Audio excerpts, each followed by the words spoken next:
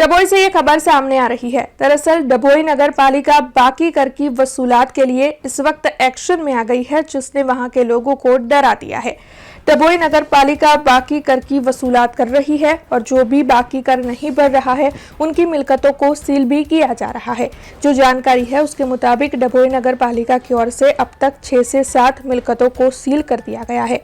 यहाँ तक कि डभोई के जाने माने बागेश्वरी लोन को भी 25,000 का कर बाकी होने के मद्देनजर सील किया गया है।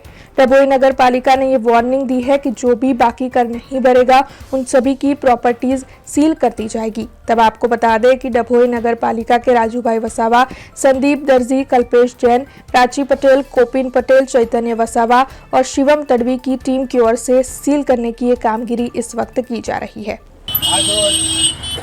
हमारा चीफ ऑफिसर साहेब श्री जयकिशन तडवीना हुकमना आदेश अनुसार हमारी टीम साथ मिलकत नंबर 141 वागेश्वरी लॉज जेवना मालिक इलियास भाई सुलेमान भाई खत्री तथा जगदीश चंद्र दौलतराम भोजवानी मिलकत वेरो बाकी पड़ता आज रोज अमोए हमारी टीम साथ सील मारे के अमोए अत्यार सुधी 6 मिलकतों सील मारे के।